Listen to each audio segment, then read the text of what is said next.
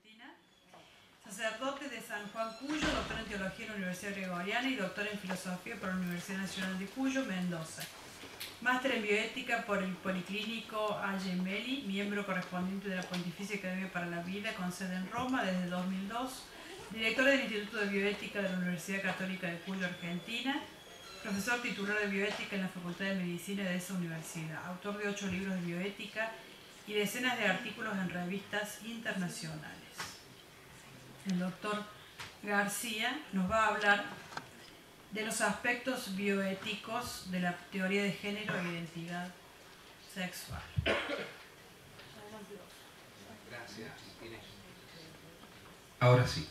Bueno, muchas gracias, doctora. Gracias, doctor Aznar, Justo y todos los presentes realmente por esta instancia, por esta posibilidad de diálogo y de encuentro en esta tarde. Lo que voy a ahora reflexionar junto a ustedes viene justamente a colación de lo que Inés, casi se podría decir que esta ponencia mía es como una continuación, si se quiere, por lo que viene ahora, sin que nos hayamos puesto de acuerdo previamente, pero es como una continuación un poco de lo que la doctora Inés Riego ya había sugerido y dicho realmente con mucha claridad. Quisiera partir de un hecho. Inés ya hizo referencia, nosotros estamos en Argentina a un paso de que se convierta en ley nacional, a un paso realmente, porque creo que el tratamiento va a ser en este mes de mayo, justamente la ley de identidad de género así llamada, por la cual justamente, fíjense usted, ¿no? Ya tiene media sanción en la Cámara de Diputados, el pasado 30 de noviembre fue la votación, donde se dice que la identidad de género, a esto vamos, y cuando Inés decía, estamos en presencia hoy, y estamos en pleno debate en torno a la identidad de género, me animo a decir a la ideología de género, que es lo que quisiera ahora también enfocar, especificando un poco más. Dice, la identidad de género es la vivencia interna individual de género tal como cada persona la siente profundamente, la cual podría corresponder o no con el sexo asignado al momento del nacimiento. Según el texto de la norma, que va a tener lugar probablemente, está todo dado para que así sea, digo yo, lamentablemente, ¿no? Cualquier individuo de mayor de 16 años de edad podrá solicitar la rectificación de su nombre, la rectificación de su sexo, su imagen registral, es decir, la fotografía, cambiarla, en todos los registros públicos del país, en los que figuren tales datos y no coincidan con su género autopercibido. Para esto también, además, se acabaron los largos procesos judiciales, digamos, exámenes médicos, psicológicos. Se anulan, de hecho, en el proyecto a sostener que, textualmente, en ningún caso será requisito acreditar intervención quirúrgica por reasignación genital total o parcial, ni acreditar terapias hormonales, ni ningún tratamiento psicomédico. Es decir, en dos palabras, es como una concesión graciosa, digamos, inmediata, de corte populista, a la autopercepción de género que la persona en ese momento, en determinada etapa de su vida, justamente está experimentando, ¿no? Yo recuerdo, así le agrego también un poco de anécdota esta tarde, tuvimos un debate televisivo y estaba presente uno de los coautores de este proyecto en Argentina, un senador. Entonces estaba el periodista, ¿no? Entonces el senador le decía, porque lo importante ya no es más, le decía, la sexualidad en lo biológico, en lo anatómico, lo importante es ahora cómo uno psíquicamente se sienta. Entonces ese periodista, casi que yo no, salí en mi defensa, ¿no? Dice periodista, yo la verdad que no lo entiendo a usted, le decía. Porque yo, dice, ya me he casado 2 veces, dice, y para mí la cuestión anatómica y fisiológica y biológica es muy importante, le decía el periodista. No, eso no tiene importancia, olvídese de eso. Lo importante ahora es cómo usted sienta la sexualidad y cómo la autoperciba psíquicamente. Y eso podrá cambiar con el tiempo, agregué yo de mi costado. Sí, dice, uno podrá cambiar y evolucionar y volver a cambiar con el paso del tiempo. O sea que uno podría, a su vez, después de una década, quizás reasignarse nuevamente conforme, en fin, hay una... en realidad lo hice con un poco de ironía, ¿no? Para ver si podían resistir las preguntas, la propuesta.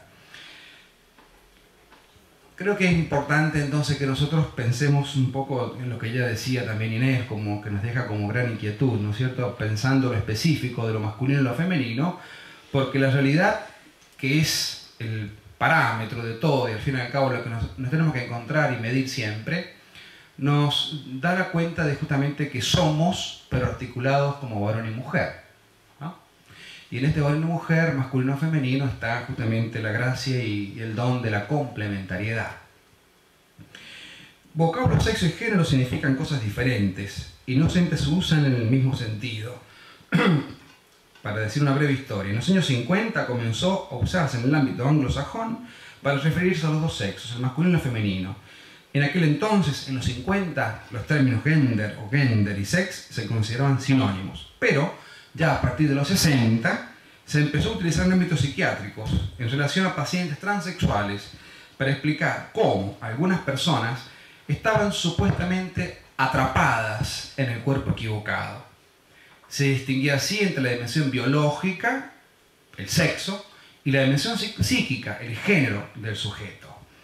Pronto el movimiento feminista se apropió de esta terminología, pues resultaba muy útil para superar el así llamado determinismo biológico, a quien se lo, digamos, culpó históricamente de que la mujer tuviese minusvalía, ¿no? Por ejemplo, que no pudiese votar o acceder a altos cargos públicos, y demostrar que muchas de las diferencias entre hombres y mujeres eran causadas por la sociedad y por ende susceptibles de cambio.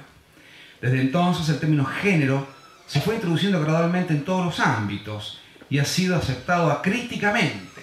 Esto es importante señalar, a veces en las culturas, en los cambios históricos, por ahí tenemos el problema de que aceptamos acríticamente la realidad tal como se nos da, ¿no? O se nos impone. Acríticamente, pasando a formar parte del vocabulario políticamente correcto, porque hoy es parte de un vocabulario políticamente correcto hablar justamente de la violencia de género o de la perspectiva de género o de la ideología de género, sin mayores interrogantes y mayores definiciones.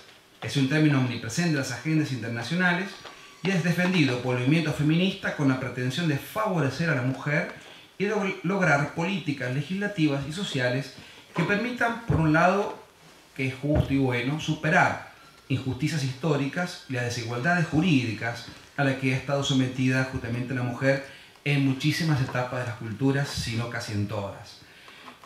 Como dijo Inés, desde la conferencia de Pekín, que es el gran momento histórico, los debates ya sobre género son perennes en las Naciones Unidas y en congresos, y es un término que se suele utilizar de un modo deliberadamente ambiguo. Es en la conferencia de Pekín del 95 que se impone el término género con el significado de constructo social, como las relaciones entre mujeres y hombres basados en roles definidos socialmente que se asignan a uno u otro sexo. Esta es la significación preponderante en la actualidad. Se distingue entre lo que es dado por naturaleza biológica, y a esto le llamamos sexo, de las construcciones culturales hechas según los roles o estereotipos de que cada sociedad asigna a los sexos, y a esto le llamamos género. El Consejo de Europa ha aprobado un convenio en el que se define el término género como, textualmente, los roles socialmente construidos, y se lo desliga de la biología. Por tanto, género hoy ya no es sinónimo de sexo, sino que se refiere a la identidad construida de la persona, desligándola de la dimensión natural. Bueno, podríamos hacer un recorrido histórico que, en fin, sería muy extenso, muy largo. Es importante, justamente como recordaba o decía Inés, la figura de Simone de Beauvoir, ¿no? Recuerden la frase que ella acuñó: mujer no se nace, se hace.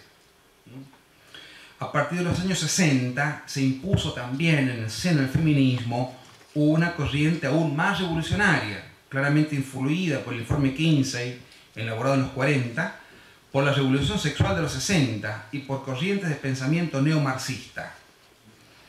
En esos años comenzaron intentos de separar también la sexualidad del peso de la fecundidad, quedando esta al arbitrio autónomo de la pareja. Se desvinculó entonces así sexualidad del matrimonio y también de la fecundación y aún del compromiso. De alguna manera esto fue provocando una pérdida del sentido del acto sexual, con todos los tipos de sexualidad que se pusieron al mismo nivel. Y el proceso fue este. Si la sexualidad está desvinculada del compromiso matrimonial y de la procreación, y si el único objetivo de las relaciones sexuales son la gratificación, el juego, la obtención de placer, entonces cualquier modo de relación sexual es aceptable. Y esto porque es gratificante, porque nos hace bien. El placer se convirtió así en norma de moralidad. Fíjense que en estos días, antes de venir, retomé un libro de Michel Foucault, ¿no? La historia de la sexualidad. Ustedes saben muy bien que Foucault trabajaba la historia de la locura, la historia de la sexualidad. Entonces, Foucault dice en una de sus páginas, ¿no? En el arte erótico la verdad es extraída del placer mismo, tomado como práctica y recogido como experiencia. ¿Cuáles son los efectos que la arte erótica debe producir en nosotros? Los efectos son dominio absoluto del cuerpo, goce único, olvido del tiempo y de los límites, elixir de larga vida, exilio de la muerte y de sus amenazas. Y algo que los tememos todos es la muerte, ¿no? Pues dice Foucault, con el placer de la sexualidad desalojamos justamente la muerte, por lo menos de las sombras de lo real en nuestra imaginación. Entonces, claro, esto fue constituyendo justamente algo así como que el placer se convirtió en norma de moralidad. Lo sexual quedó reducido para muchos a una simple función biológica que proporciona placer, pero un mecanismo anónimo y aún despersonalizado. No es de extrañar que en todo este proceso tuviera enorme influencia la obra de un zoólogo norteamericano, que fue Kinsey, ¿no?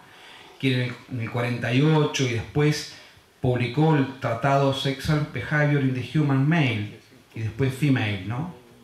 Estos libros sirvieron de base para la revolución sexual y para la educación sexual que aún hoy se imparte todavía en algunas escuelas de Estados Unidos, ¿no? El segundo sexo, también de Simone de Beauvoir, tuvo una enorme influencia en la ideología de género. En él se sostenía que las hembras se hacen mujeres a través de un proceso mediante el cual adquieren rasgos femeninos y aprenden un comportamiento femenino que incluye este comportamiento el sometimiento al hombre, ¿no? Luego se publicaba también una obra, Betty Friedan, en Estados Unidos, la mística femenina, ¿no? En la que parte de la convicción de que el espíritu femenino, que las mujeres eran obligadas a adoptar, suponía un grave obstáculo para su felicidad personal, para su desarrollo, para su convivencia, etc., ¿no? Había que eliminar esta cuestión del espíritu femenino. Juan Pablo II habla del genio femenino que se da, que se entrega. Habría que hacerlos desaparecer de los textos. En el seno del feminismo, entonces, a partir de los 60, se impone una corriente radical neomarxista. Esta es otra variante también del feminismo, que interpreta la historia no en clave de lucha de clases, sino en clave de lucha de sexos. O sea, la historia ha sido una larguísima sucesión de oprobios e injusticias, cuyo sujeto activo siempre ha sido el hombre y el pasivo la mujer. La mujer ha sido explotada por el hombre a lo largo de la historia, mediante la imposición de roles y estereotipos sociales injustos y arbitrarios que la han mantenido apartada de la vida pública, privada de los derechos y recluida en la familia. Para superar esta injusticia histórica, se pretende instaurar una sociedad en la que todos los individuos sean iguales, una sociedad sin diferencias entre los sexos, en la que cada uno, independientemente de las características biológicas con las que nazca, escoja su propia identidad de género y su propia orientación sexual. Podríamos preguntarnos, ¿no? Hay un joven, un abogado argentino, Jorge Scala, que dice, nos da una idea que la cito, ¿no? Lo que los feministas de género no logran explicar es cómo hizo la cultura, es decir, la cultura es la que construye socialmente, ¿no? Cómo hizo la cultura para dotar a cada uno de sus genitales, hacernos elaborar testosterona, o estrógenos y progesterona, tener cromosomas XY o XX en todas las células. Es decir, todo esto, también lo anatómico, lo fisiológico, da como resultado una inequívoca diferencia de hombre y de mujer. El feminismo de género todavía ha evolucionado y ha dado un paso más, hasta el punto que cada vez son mayores las críticas a la distinción misma entre sexo y género.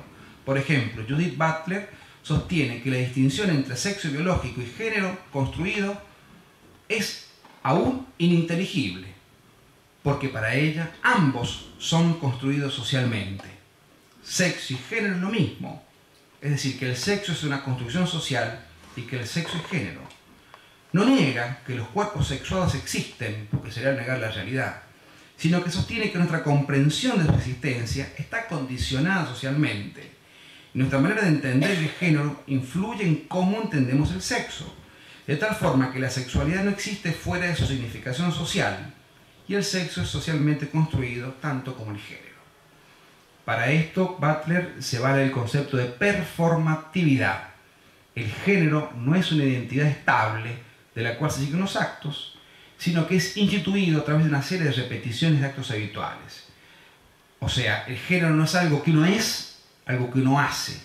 Es más una secuencia de actos que una forma de ser. Bien. Después también está últimamente la teoría queer, ¿no?, que habla de la fluidez del género, en fin, que todavía es una vuelta de tuerca respecto a todo esto, ¿no? Bueno, esto un poco hacia la mirada histórica, ¿no? Ahora, un par de ideas más claves, digamos, de esta ideología de género, ¿no? Hay que ver también que en la perspectiva de género a veces se incluyen algunas propuestas acertadas de las que debemos tomar nota. Y así, por ejemplo, todo lo que redunde en una mejora de la situación social, económica, jurídica de la mujer, lógicamente es digna de apoyo. Pero también se incluyen planteamientos discutibles e iniciativas que atentan contra el auténtico desarrollo de la mujer y de la sociedad.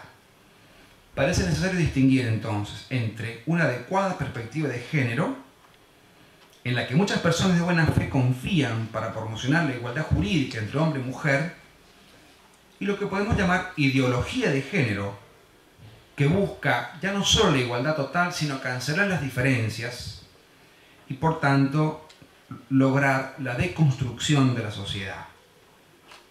Para los partidarios de la ideología de género, todo lo que implique diferencia será desigualdad. Desigualdad, discriminación. Y ustedes saben muy bien que hoy la palabra discriminación goza de mucha salud, ¿no? ¿O no? ¿No es cierto? No, en los ámbitos nuestros, hoy sí hay un delito justamente de discriminar, ¿no? Un poco como una palabra inflacionada, me parece a mí a veces también, ¿no? Discriminar es atentar a la justicia, a la igualdad de oportunidades, por tanto excluir, oprimir. Además consideran que toda diferencia entre hombre y mujer es construcción social, arbitraria, injusta y ha de ser cambiada. Por eso también su objetivo será desprestigiar por todos los medios las instituciones que, a su juicio, fomenten la diferencia, especialmente en lo relativo a la sexualidad, al matrimonio y la familia. Hay una profesora y también política, justamente en la ciudad de Buenos Aires, que se llama, profesora de filosofía, que se llama Diana Mafia, quien escuché unas declaraciones televisivas hablando de estos temas, diciendo esto también, ¿no? Dice, las mujeres en el mundo apenas somos dueñas, decía, del 2% de los medios de producción. Esto es altamente discriminatorio, hay que cambiarlo. Entonces, ¿cuánto tiempo ella estima que va a ocupar la humanidad en cambiar esta discriminación? Más o menos 450 años más. Inés, no nos vamos a ver. La ideología de género alimenta objetivos que entonces van mucho más allá de la reivindicación de la igualdad jurídica entre hombres y mujeres, propia del primer feminismo, ¿no? Detrás de la ideología de género subyace una concepción de la persona y aún de la sociedad. No es una teoría simplemente, ni una medida política, legislativa, sino una ideología, es decir, una cosmovisión reductiva que pretende como ceñir la realidad a un molde, digamos, de construir, para decir con un término filosófico, de construir la sociedad para dar cabida a su concepción antropológica. El desarrollo conceptual de la ideología de género no ha sido tan llamativo como su influencia política, y resulta difícil encontrar documentos en los que expliquen con rigor sus postulados básicos. El psicólogo Steven Pinker considera que los tres pilares del feminismo de género son: la diferencia entre hombres y mujeres no tiene nada que ver con la biología, sino que son construidas socialmente. Los seres humanos poseen un único motivo o poder social, y la vida social solo puede ser comprendida desde la manera en que es ejercitada. Las relaciones humanas han sido entonces frutos de la dominación del género masculino sobre el femenino. Podríamos decir entonces, la premisa básica de la ideología de género es la convicción de que la mujer ha estado oprimida y explotada por el hombre a lo largo de la historia. Y esta convicción es la que ha conducido a defender la desaparición de la diferencia sexual y de género como solución.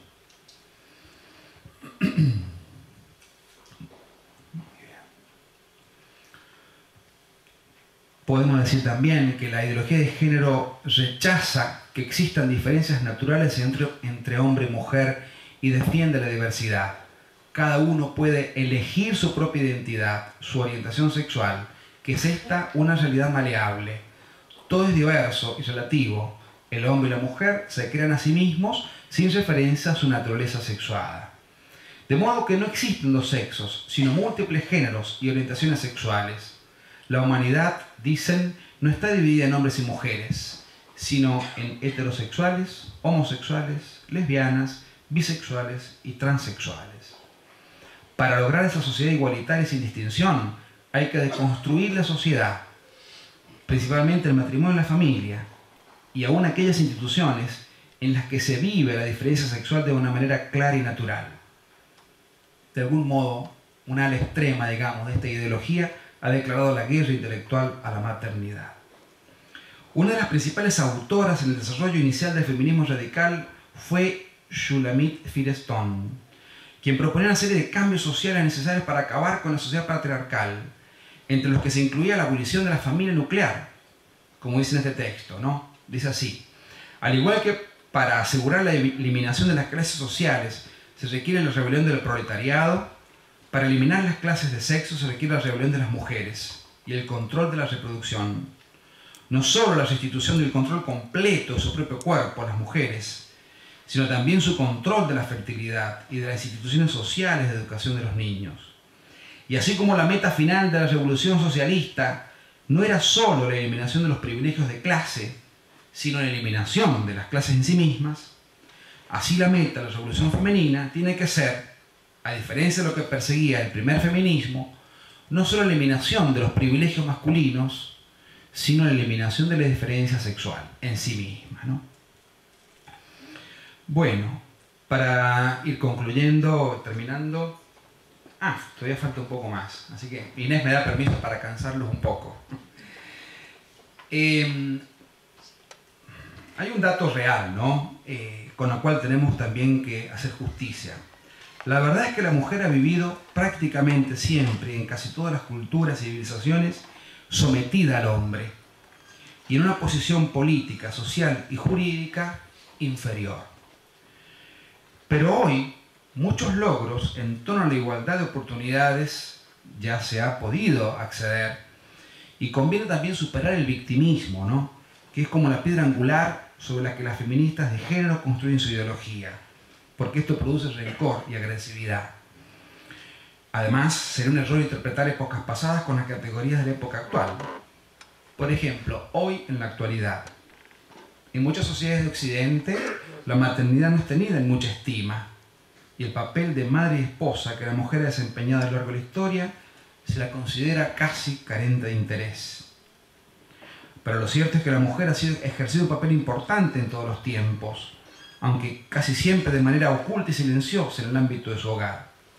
La mujer ha gobernado en el ámbito privado y su influencia ha sido grande también en otros ámbitos, siendo ella la principal educadora y transmisora de valores.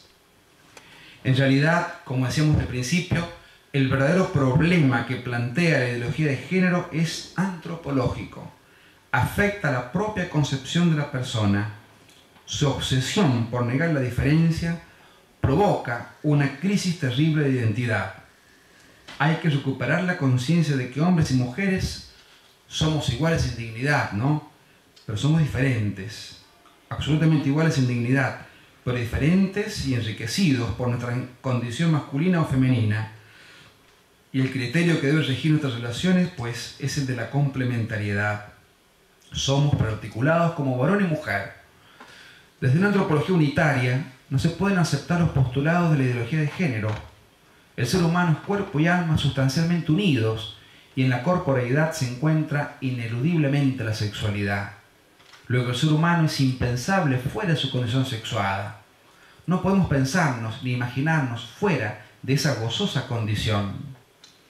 Y la diferenciación sexual no se reduce al ámbito corpóreo, sino que matiza y modula hasta los rincones más íntimos de la persona, del hombre y la mujer. Un poco lo que, no sé si interpreto bien, quizás Inés, lo que ella sugería con elaborar todavía más y en profundidad la cuestión específica, digamos, de la persona masculina y la persona femenina, ¿no?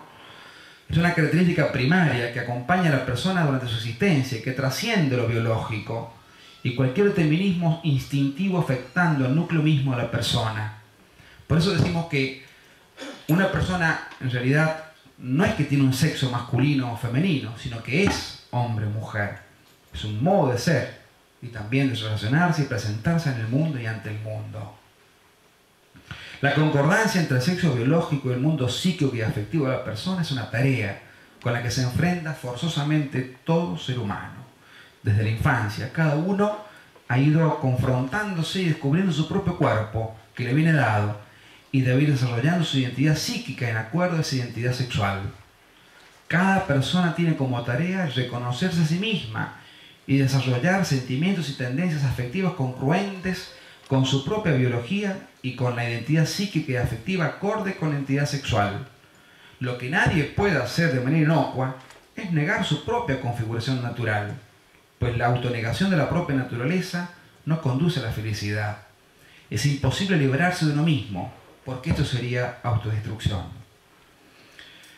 Bien, para ir un poco concluyendo con esta idea, las teorías que giran en torno a la categoría gender se inscriben con diversos matices, en realidad en un pensamiento que es antimetafísico, ¿no? En tanto que reduce la naturaleza a un mero hecho contingente. Me animo a decir también un pensamiento empirista, porque reduce al individuo a mera pulsión, poco o nada mediada por la razón. Y finalmente casi un pensamiento antipersonalista, pues niega la relevancia que va más allá de los hechos de la naturaleza para el ser humano en un sentido ético y jurídico. Un profesor de filosofía, realmente un hombre muy bueno, un buen pensador, Adriano Pesina, quien hace poco escribió un artículo que yo retomo hoy aquí. Dice: hemos pasado, en los tiempos que vivimos, del antiguo y clásico axioma de la filosofía ancilla theologiae al nuevo axioma de ateísmo ancilla biotecnologiae. O sea, sin Dios, digamos, sin trascendencia, como referente fundante, es como más fácil también, tenemos más libertad para manipular la vida y la condición humana. Nada.